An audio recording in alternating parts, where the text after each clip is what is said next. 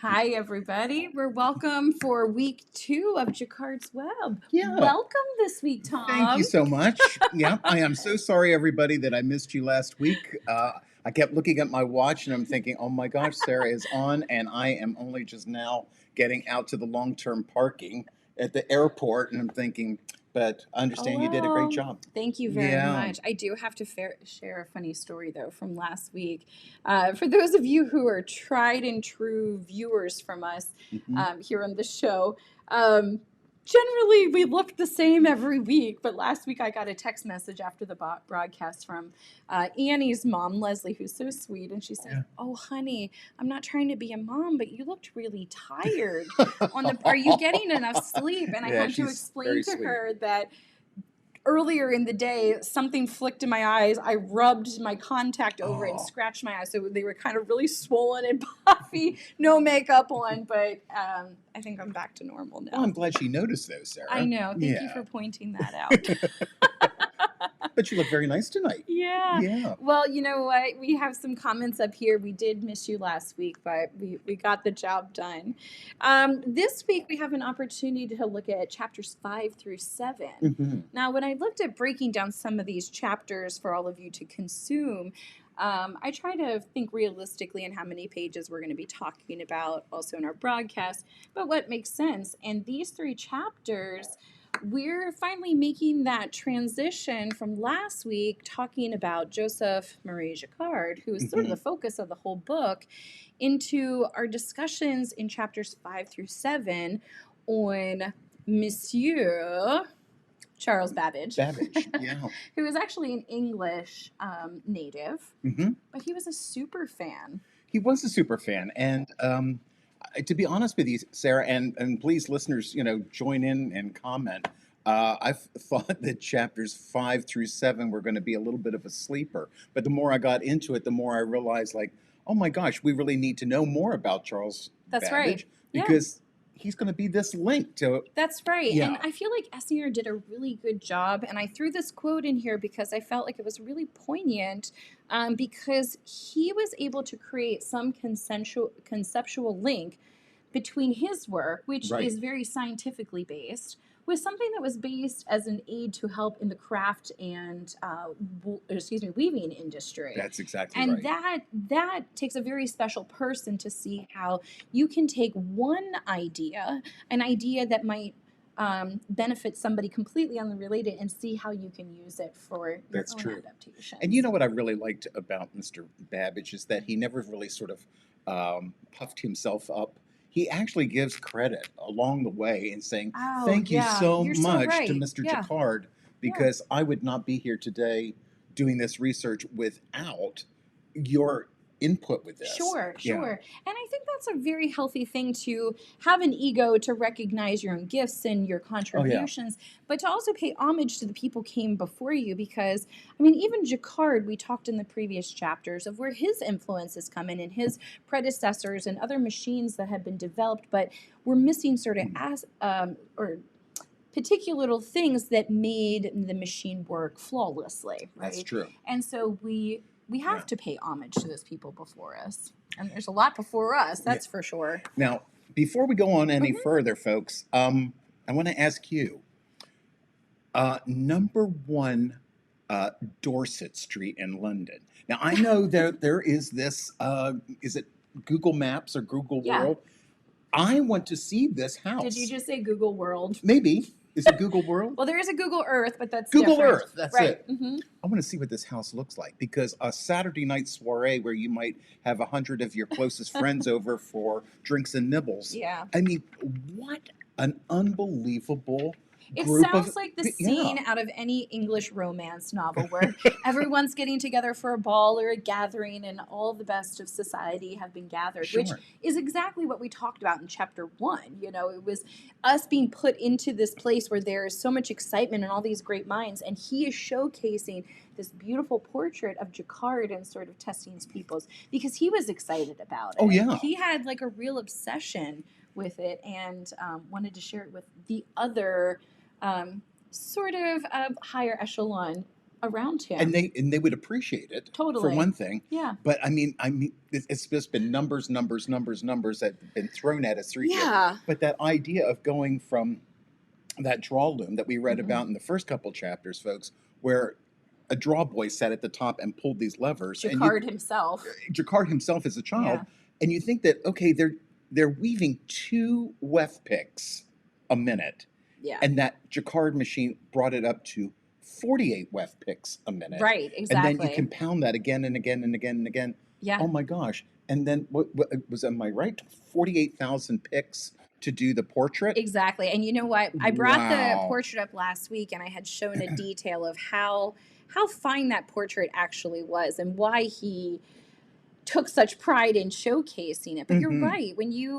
I think just like Jacquard, Babbage was put in the right place and the right time in history. And he also had opportunities in front of him, like having a father who was very wealthy and had Yeah. been successfully sort of fiscal, made the right decisions to move them to London, put him the periphery of people that elevated his career quickly. That's true. Gave him a chance to go to Cambridge and be surrounded by other like-minded individuals. That's right. Right? Yeah. Now, that's one thing that they talked about is his time at Cambridge. And he found it to sort of be trivial because there wasn't a whole lot of applied mathematics, or it was so basic that they weren't learning from Mhm. the equations that they were studying. And so he kind of set out to take what I would call a sabbatical, because he was working, but he basically dropped out of school. To pursue his own. Right. Yeah. Right. And I mean, he chose the people to start this analytical society because they had other skills that he didn't. And one of the people they talked about, who was George Peacock and John Herschel. Mhm. John Herschel had a father who was a world-renowned astronomer because he had made his own telescope and found a new planet. I mean, that's pretty big deal for this time period where Yeah. ideas are just swirling around in London. So he had cool people in his periphery. Yeah. And after graduation, he was set up for a job. And how much longer, I don't remember this, Sarah, but how much longer was it that he graduated from college that perhaps his father had passed away? I think it was pretty close in conjunction with Yeah. it because he was still a fairly young man Mhm. and he had not been married yet. So it must have been fairly early on because he met his wife, I think at 20. Georgiana. Yeah, Georgiana. So. And and I really felt sort of sad because his dad really didn't take to his profession choices. very, and I think he must have been a difficult dad, being judgmental, Sure. including his choice of Georgiana. Well, and you know what? It's easy for us to look back and say, "Oh yeah," but think about it. This guy had been wildly successful in every decision he made, so he's a very confident man. And his son is now trying to embark on a profession that doesn't even exist yet. It's a theorized thing. Right. So he's like, I can't really tell you what I want to do. It's sort of like kids today trying to explain Bitcoin to their grandparents. This theorized thing that they can't tangibly hold in their hands, and explore and hold. I think it was sort of the same thing. Exactly like, the oh, same these thing. crazy things, or buying digital art. Like, what a crazy thing! People are buying digital Millions. art. Yeah. For digital art. Yeah. Yeah. Exactly. But post graduation, he goes on with the same gentleman. Actually, he really just kind of held on with Herschel, and they went on not only to help advise at what they called the Royal Astronomical Society, Astronomical Society, but I found a article within their website because they're still active organization and they give a great history that Deb is going to make sure that she puts in the chat section for you. He wasn't just there in an advisory capacity. He was one of the original 14 men who founded this organization. And Sir Williams, he actually stood as like the first president or chair. So there was a lot of influence. And their time there, I think, opened their eyes to what problems laid ahead of them as mathematicians. And some of the things that they talk about is doing check work for people or clerks that they called computers. which I think is just the most hysterical thing, right? Did you read that? You were like, it makes total sense. They're doing mathematical computations. Yeah. And so being called a computer makes perfect sense. And the irony is not lost on me in the fact that now there are people that have fears that will be replaced by computers. And it was We people. are the computers. We are the computers to begin with. It's our intellect that creates all of this. Yeah. Share in the chat box if you found that to be equally funny. It's funny. Yeah, I think that. But you know what? The other thing that they noticed is that little observations with coming up with algorithms that were totally accurate and having people employed to do this computing that were retired hairdressers. I mean, that to me is just, I think of somebody who attends places like MIT, but before I laughed like retired hairdressers because the French aristocracy, right? They're had out of lost a their job heads because of the revolution, so there were no heads to dress. Yeah. So I guess I'll become a computer. So you just sit here, and I want you to make endless amounts of charts for a certain algorithm so that we can quickly decide what the answer is. We are so lucky to live in the day that we live in now, that we have a calculator available to us on our cell phones, on our computer desktops, a handheld one. In fact, my kids now have adapted that. They just yell across their room, Alexa, what's 27 times 12? And she just kindly repeats it back to them. None of that does not exist without the foundations that we're talking about here today. And I'm reading this, and I'm not so sure that you can relate to this, but when I was in high school, folks, and some of you who are watching this will understand, one of my classmates, his parents gave him a Texas Instrument calculator as his major Christmas present that year. And we were all so jealous of him because it was just such a cool thing. Well, they were expensive. You're standing around his desk and watching how this whole thing works. Now you open up a checking account and they want to give you a whole bucket of them. Exactly. Exactly. Yeah. So as he spends his time here, he starts seeing things like, all right, one computer says it gets answer A and computer 2 gets answer B. I'm going to do the equation again, which is going to take me, we're not talking about simple equations. No. Right. Otherwise, they do them on the spot and there would be no point for all these special graphs and charts.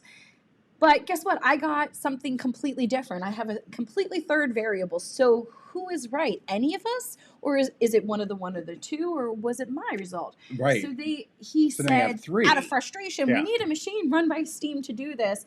And it must have just lit that little firecracker in his head.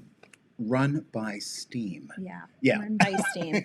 It was the times. Yeah. Now, I mean, we see examples, and in the book they share a very heartbreaking story of William Shanks, who of course was the first person to really write out to 530 digits pi. Yeah. Right? Can you imagine? What an amazing feat. And he says, I've done it. And now I'm going to spend the next 20 years of my life continuing to extend this till my life is done. And it's not till years later that it's analyzed that on digit 528, there was an error. So those 20 years that he built onto that were for naught because it completely shifted it. And that's exactly the problem. When you take the human element, errors happen. Like taking your bolt of fabric off the loom and then realizing you've got a treadling error. Oh, isn't that so fun? Yeah. So he starts thinking about this idea of coming up with a machine, and he starts delving into what he calls the difference engine. And the difference engine, you can read a lot of information here in the book, but if you want even more, if you navigate yourself over to, let's see, let me bring it up here. The Computer History Museum, they give a really, really nice outline of the differences and sort of the timeline associated with his different machines. Now, what you're seeing here is not a machine that he actually built, because we know that, in fact, it never even happened for him. In addition, the Computer History Museum also produced a YouTube video that we're going to put down in the chat box for you to explore. But I just want to play a small excerpt so you can sort of see what's happening here. In 1985, someone finally says, you know, we have all this evidence of his hard work. We have these great plans. Unfortunately, he only ever got a one-scale model put together because the cost associated with so many parts. They didn't have the same metallurgy processing that we have now. Sure. And so making parts was really problematic. But somebody decided it's time for us to do that. And they decided, let's go. Every turn of the engine's driving handle is carried through gears, cams, rods, levers, and springs to release and arrest precisely aligned number wheels. A helical arrangement of steel fingers continually pulls the register towers to find and perform the carrying of tens. In its continuing sweep upward, it is mesmerizing. The intricate printing section can be programmed for 1, 2, or 3 column output, for 2 font sizes at once, for variable margins and column gaps, even word wrap where necessary. It prints hard copy on paper and simultaneously impresses the same output into a tray of plaster to produce a stereotype, a mold for casting a full-page printing plate. When a tray is full, the printer pauses the entire machine. In the spring of 2008, a clone of DE2 commissioned by Nathan Myhrvold was completed at the Science Museum and shipped to California. At the Computer History Museum, it would charm new thousands of discerning eyes. Today, the crotchety proud genius, who never managed to prove it during his lifetime, has a fair claim to honor as a pioneer in the history of intelligent machines, just as his parlor guests in 1832 suggested. So I had to please visit the chat section and grab onto that YouTube video, because in addition to their website, it's such a cool brief history of just what we're talking about, specific to that machine. And this is what they call the DE2. So it's not the analytical machine that we go into chapter 7. But seeing it come to life and seeing it actually working is such an amazing feat, I think.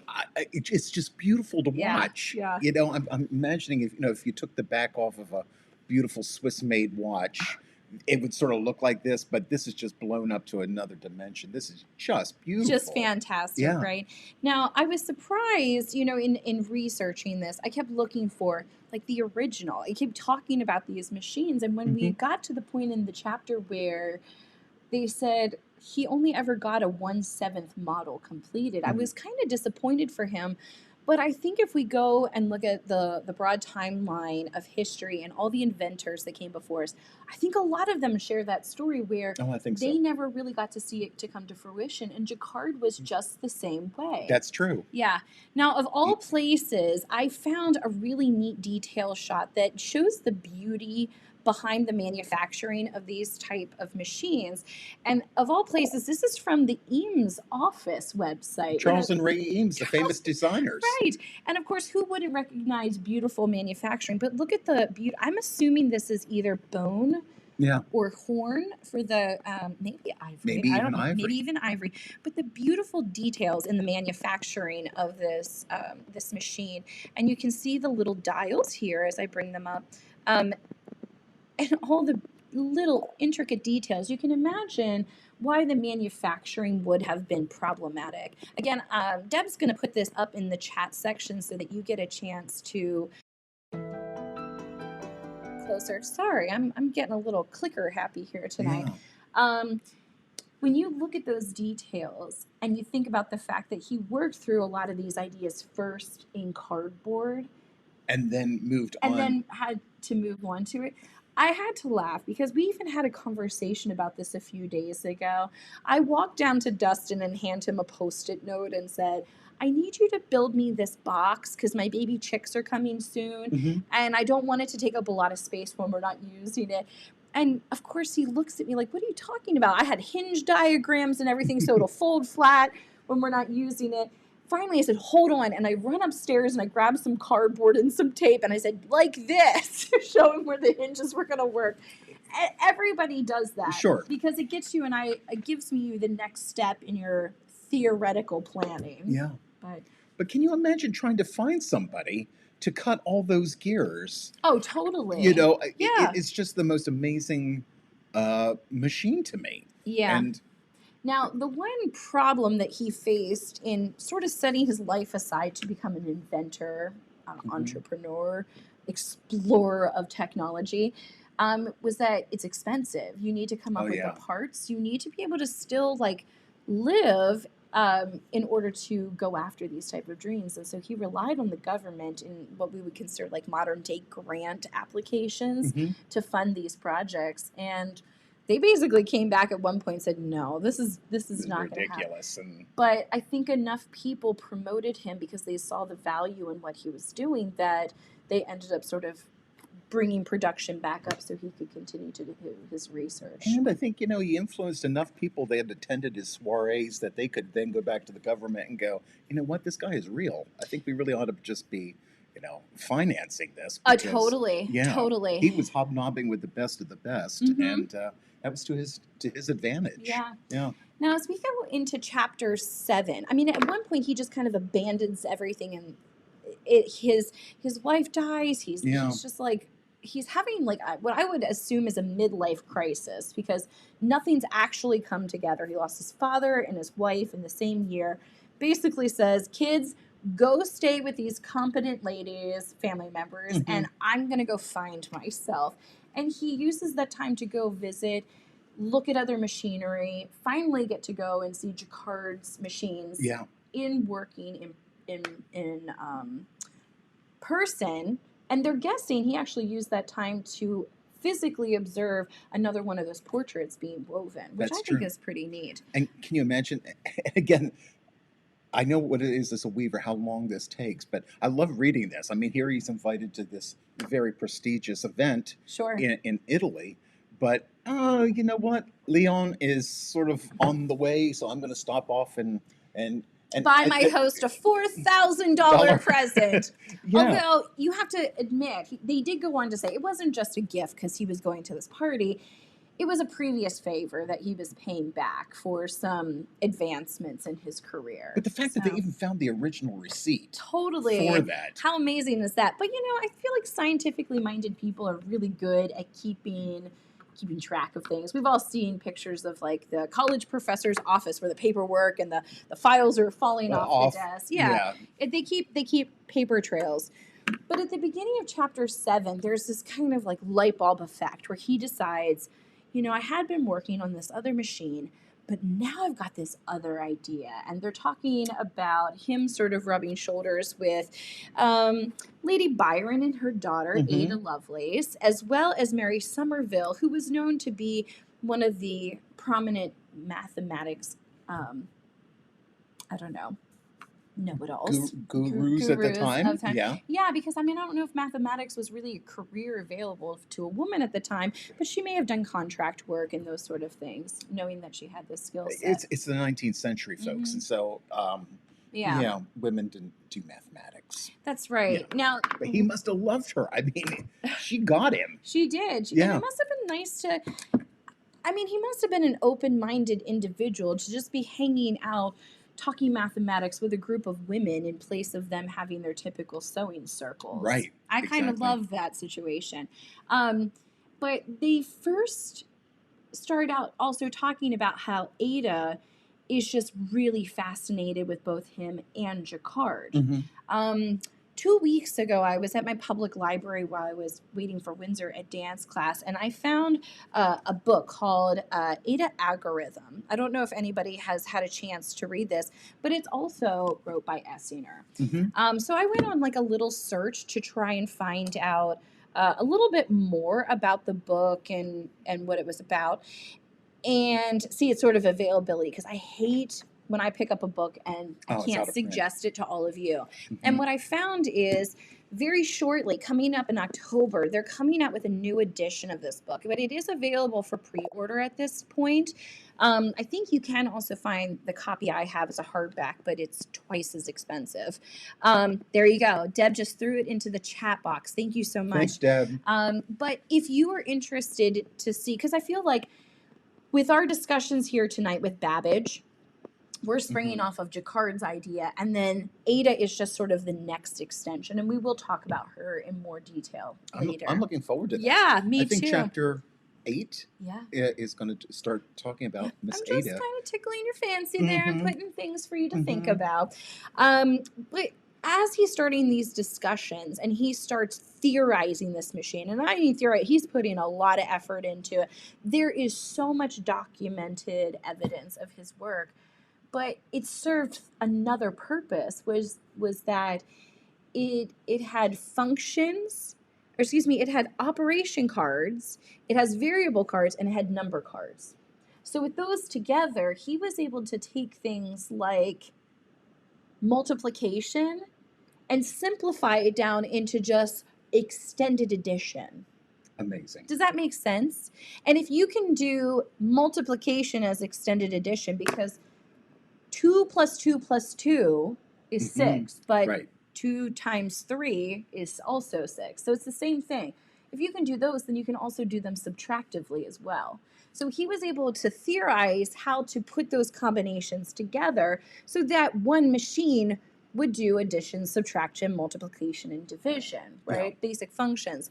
But the thing that made it even better was that it had another element, which you could create a library of functions That you could just draw from. you could draw from. And so here is the connection. Like back here behind me, I have some of the Jacquard cardboard tablets that are produced for a loom to know what combination of threads are going to be pulled up. Well, his functions, right, that we know on a scientific calculator, we push a button and it knows to do cosine or it knows to know how to do pi. He would do this by putting a new set of cards into the machine. And it did it automatically. And that was just such an amazing thing because it gave, just like Jacquard observed with looms, where one loom was set up to do one thing, and if you wanted, like a draw loom, if you wanted it to do something different, it meant making a different loom. Yeah. This allowed versatility, and so now you're kind of seeing how they're using not only the same hole and pin system, but they also have versatility integrated into Amazing. it. Yeah, and Just gives a paper amazing. output. Yeah. Now, I know this is hard sometimes to conceptualize for some folks because they start really giving him a lot of credit for being or starting to communicate the idea of what we know as binary code nowadays. And binary code, if you're not familiar with it in the computer world, is what we see as a series of whole bunches of ones and zeros. If you want more information on how that actually works, I have a link that we're going to put in the chat section for you. Oh gosh, I have to accept some cookies here, folks. I'll let you sort of scroll through and see what the binary code is, how do they use it, and a little bit of brief history behind it. And they're taking it all the way back to Leibniz. Now that name. Oh yes, I forgot. Yeah. He was German. Now think back when he was back at Cambridge. They were using a lot of Newton's mathematical theories. That's right. And it was his sort of idea to transition Cambridge into using some of Leibniz's abbreviated mathematical equations. So they're taking the binary system all the way up to that because they're giving credit to the fact that Babbage took things from that and applied it to his new. Now, if this is like even too much for you, I can see how some people are going to start glazing over. We're also going to throw in another website to prove that this is a real thing in our modern era, where even now you can sign your 6th to 8th grader up to take an online lesson so that they can understand the coding system of how letters also equal combinations of ones and zeros. Now, here's something you can understand. Like, how does this relate to the card? Okay. In the cards, as they punched holes in them, it allowed pins to drop through them. Right. To say which threads are going to be lowered and which are being lifted. Right? So with a series of ones and zeros, they're actually identifying as closed and open. Okay?